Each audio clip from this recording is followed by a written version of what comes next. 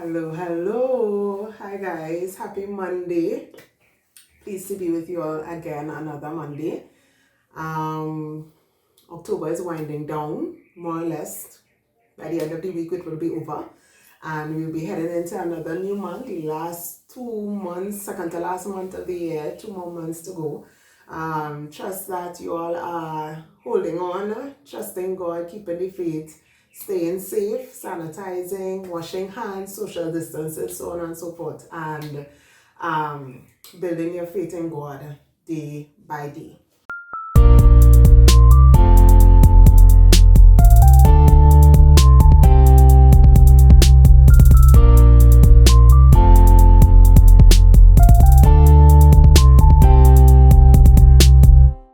Today, I want to share something that happened with me over the weekend.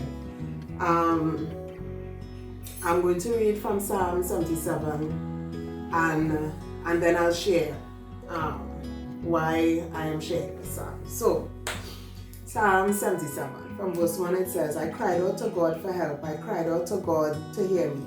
When I was in distress, I sought the Lord. At night I stretched out untiring hands, and I would not be comforted.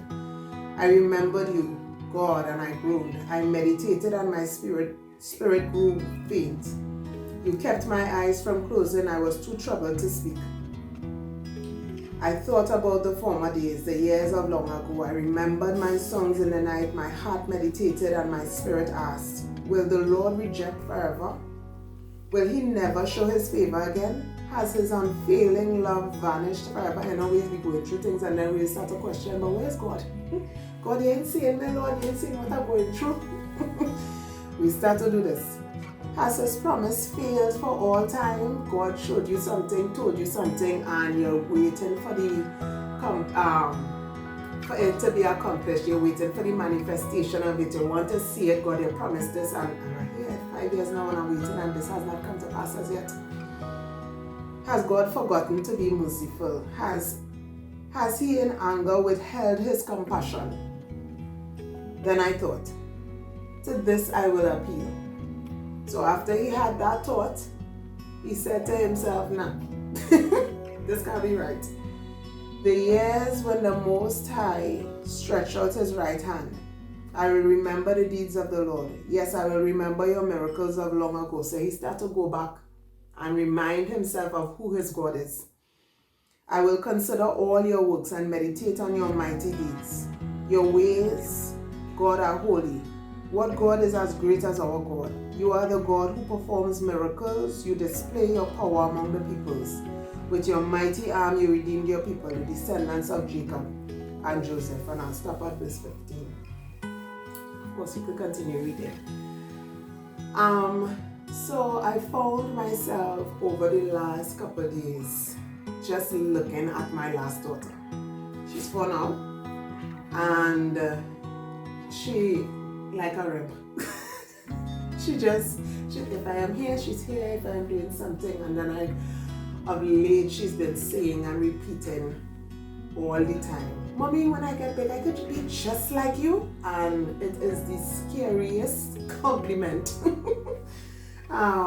ever, because you're just thinking to yourself, what exactly, you start to examine yourself. What am I showing her? What is it that she sees that she wants to pattern herself after? And then you start to say to yourself, Lord, help me to set the right example. Help me to demonstrate godliness. Help me to demonstrate what it is to be a virtuous woman, what it is to be, a woman that desires the things of God, a woman that walks in her purpose, fulfills destiny, accomplishes the things that God has predestined, ordained for her life. Am I using all of my giftings? Am I functioning in my giftings? Do I even know what they are? You start to ask yourself, Lord, help me to be what it is she needs that will cause her to be who you need her to be when she gets 17, 18 and she has to make decisions. She is bombarded with things of the world and has to choose between good and evil. So, it's a very frightening compliment. So, she has been just in front of me. And over the last couple of days, I just started, for some reason, just remembering my pregnancy with her, delivery, and the things that I just had to go through with her, where God showed himself as the miraculous God. Because in verse 14 say, you are the God who performs miracles, you display your power among the peoples. And I, for some reason, was reminded and remembered specific things. Like I remembered her issue with her kidney and what the doctor said and what they had planned to do and what the plan was, their plans that time, because I had no intention of going through that, and how God showed up. And I remembered the labor and the fact that a doctor, just talking about it now, a doctor passed by just in time. I was there, all the other nurses was there, and this one doctor passed by. And I asked the nurses, because they were monitoring her heartbeat, and I kept telling them with every contraction, the heartbeat got slower. So they said, no, it's okay, blah, blah, blah. It's normal labor. But I was not comfortable at all. And this doctor, like probably half an hour later, he passed by and he heard it and he was like, what is going on? And that doctor just, like, it was just in quick work. Before you know it, I was in emergency surgery getting a C-section. Come to find out, the umbilical cord was around her neck and it was cutting off air. With every contraction, it was getting tighter and tighter.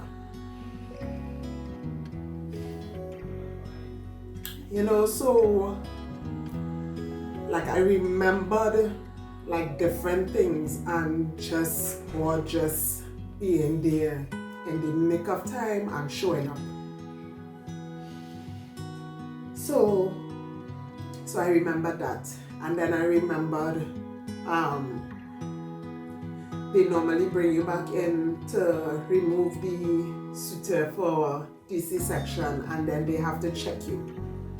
And I remember sitting down with the nurse, and she's taking my blood pressure. She's looking at what took place in the surgery and how much blood I lost. And I remember her reading the report and her expression. She was so startled. She started shouting, You feeling okay? You have any headaches? You lost a lot of blood. Oh, did they tell you how much blood you lost? And I was like, well, no. You okay? And I started looking around. Why I'm right here. I was sitting down. She was right there and I was right next to her on the table. And I was just trying to figure out, like, why are you shouting? And she kept saying, you okay? Are you feeling all right? You have any lightheadedness? You have any headaches? Are you feeling nauseous? You feeling dizzy? So I said, no. You sure? Girl, the amount of blood you left here, I am surprised that you're walking here. And I'm thinking to myself, what is going on? And then she explained, and she wanted to describe for me what the amount of blood looked like in a gelita bottle. A gelita bottle, for those of you who are not Trinidadians, is a 2-liter soft drink bottle. And she was expressing how much of it I lost, and I was just dumbfounded. And she was as well. And like I remember that. And then today, this Monday, my sister-in-law, my sisipo, my brother's wife, she messaged me because there was an issue with her kidney that the doctor said because of it, Kylie Grace would have been born Down syndrome, and they would have had to operate because her kidney was swollen, blah, blah, blah, blah, blah, blah. And I had that document. And so after she was born, they did whatever tests, they took her from me. After labor, did whatever checks, and they brought her back and they said, well, we're not going to keep her again, because that was the plan, to send me home and to keep my child.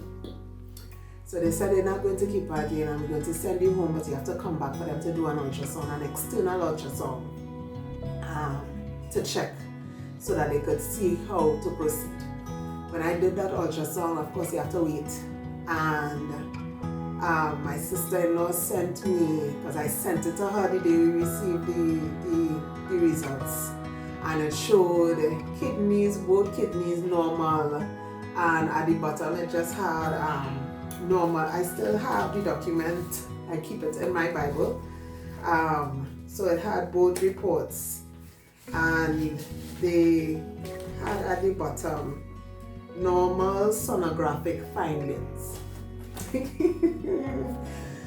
And I sent her a picture of it, and like Google reminded her of that, and she sent it to me this morning. And I said, how ironic that I would have had over the last couple of days just remembered. Like, I looked at her and I remember saying to myself, like, every time I look at this child, I could see and say to myself, this is the miraculous power of the living God. That's what I said. And then, you know, I just found myself, she was there talking as usual, talking to me. And I was just looking at her, and I was just saying, this is the hand of God. This is the hand of God. And so my sister-in-law sent that photo of the same document to me today. And you know, I read the psalm, and I just, you know, you just have to say, Lord, despite, because the writer here was in a situation where he was crying out to God for help. He was in a situation crying out to God for help and needing God to show up in his situation. And though it seemed as if God was distant, God was angry with him, he started to tell him, he started self. This had to be what is going on. And then he had to say, no, this is not it. Because God, my God, did so and so. Then I thought, verse 10, to this I will appeal. The years when the Most High stretched out his right hand, I will remember the deeds of the Lord. Yes, I will remember your miracles of long ago. I will consider all your works and meditate on all your mighty deeds. Your ways, God, are holy. What God is as great as our God. You are the God who performs miracles. You display your power among the peoples. So I just want to encourage you, as like I said, it was just a couple days, but like you just remembered God, and you remembered what God did for you. So despite what is happening, despite all that may be taking place, remember your God. Remember who your God is. Remember who your God has been in the past. Remember what your God has done. Not just in the lives of people here in this Bible, but remember Melina. Remember what God did for Kylie Grace. Remember how God showed up in the nick of time with that doctor passing, because God alone know.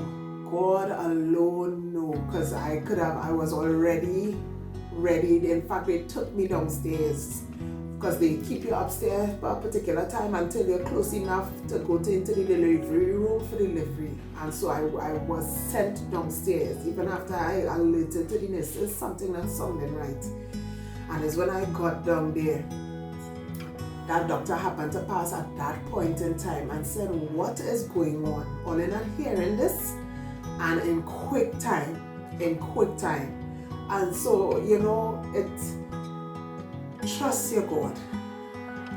Trust God.